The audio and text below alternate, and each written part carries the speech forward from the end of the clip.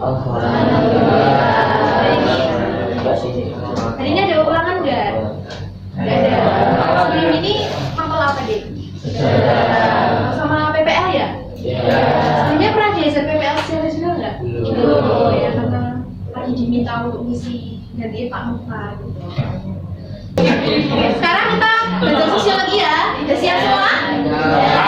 Kita mengulas dulu ya apa yang sudah kita pelajari 2 minggu lalu, karena minggu kemarin kan kalian ulang harian ya, kemarin tuh kalian sudah membahas materi mengenai nilai dan norma.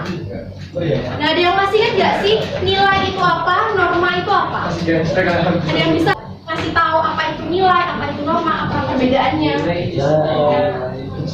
Nilai adalah, ya boleh, namanya siapa?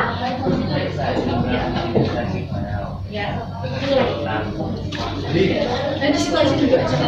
Nilai itu cara pandang seorang akan punya suatu individu, itu aturan yang ada di masyarakat. Ya betul sekali, tepuk tangan dong. Jadi nilai sosial itu sesuatu yang dianggap baik di dalam masyarakat. Jadi nilai itu hanya bersifat abstraksi atau prinsip aja gitu loh, nggak nyata, nggak ada bentuknya gitu. Nilai itu hanya apa yang ada di dalam diri manusia gitu, prinsip hidup. Kemudian kalau norma itu merupakan suatu peraturan yang ada di dalam masyarakat yang bersifat mengikat dan bersifat konkret atau ada bentuknya gitu. Misalnya peraturan perundang-undangan seperti itu. Nah, ada yang bisa kasih tahu nggak perbedaan antara norma kesopanan dengan norma kesusilaan? Ya. Itu dulu ya. Norma kesopanan itu satu materi dari betul sekali. Jadi norma kesopanan itu bunyian atau sanksinya itu berasal dari orang lain gitu loh. Bagaimana kita bersikap itu akan dinilai oleh orang lain. Sedangkan norma kesusilaan itu berasal dari diri kita sendiri. Sanksinya itu bisa rasa penyesalan, misal kita telah berbohong terus kita merasa menyesal gitu. Action semuanya. Ya silakan kalian perhatikan gambar di depan ini. Menurut kalian ini ada kegiatan apa sih yang mereka lakukan gitu? Ngobrol, terus apa lagi? Diskusi bisa. Terus apa lagi?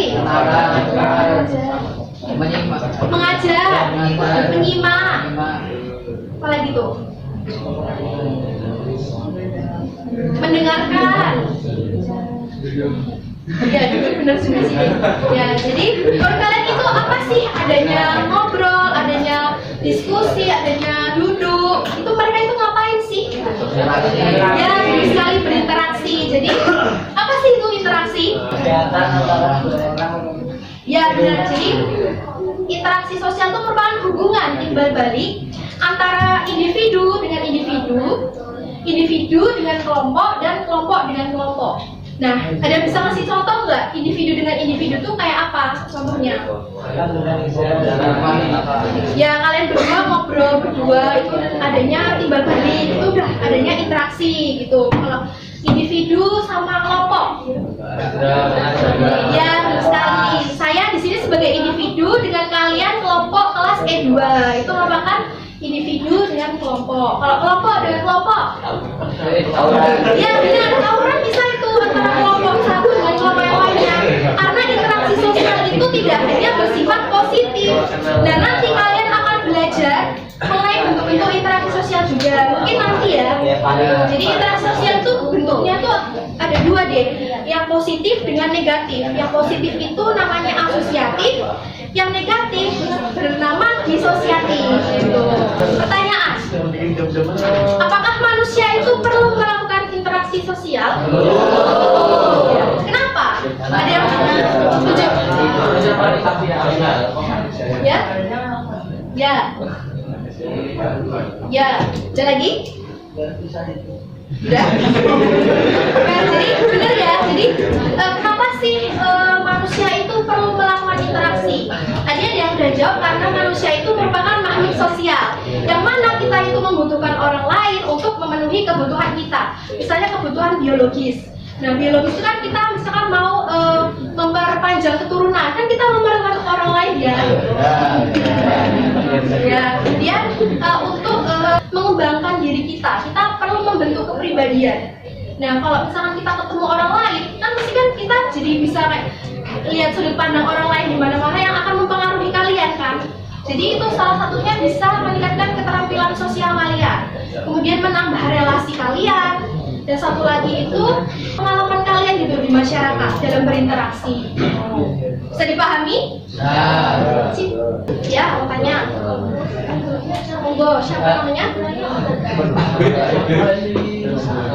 juga bertanya, kalau misal kita dijawab itu masih nanti gitu, termasuk interaksi Enggak dong, karena kan nggak ada timbal balik, nggak ada jawaban. Karena syarat terjadinya kan tadi bersifat langsung pada saat waktu itu gitu. Bisa menjawab deh? Sudah menjawab? Sip.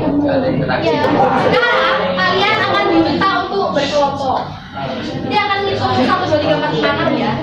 Ini nomor 1, 2, 3, 4, 5, 6. Silakan berkelompok ya dek.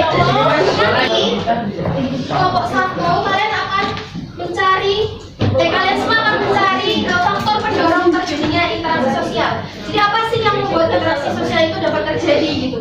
Nah kelompok 1 nanti akan membahas mengenai faktor imitasi, kelompok 2 faktor identifikasi, kelompok 3 faktor sugesti, kelompok 4 simpati, kelompok 5 empati, dan kelompok 6 motivasi. Nanti akan saya bagikan LKPD yang kalian kerjakan bersama-sama, tapi jangan satu orang doang ya yang ngerjain. Kan harus kerjakan bersama-sama.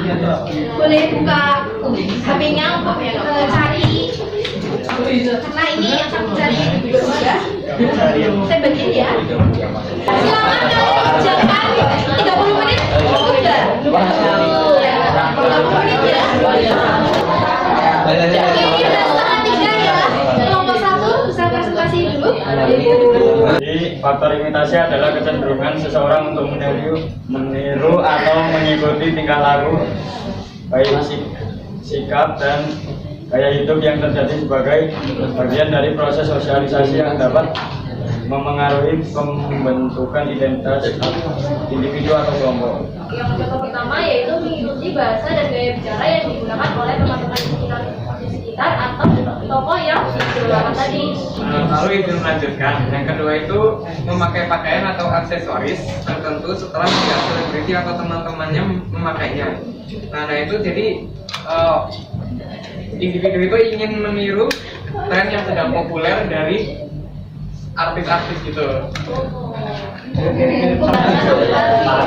Semua deh. Masya Allah, Saya cukupkan ya. Sebelum pulang kita berdoa dulu. Sikapnya untuk berdoa yuk.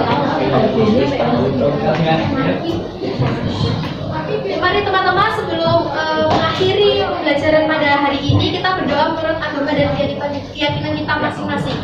Berdoa dimulai. Berdoa tidak dibatasi. Ya. Jadi sekian dari saya, kurang lebihnya mohon maaf. Wassalamualaikum warahmatullahi wabarakatuh.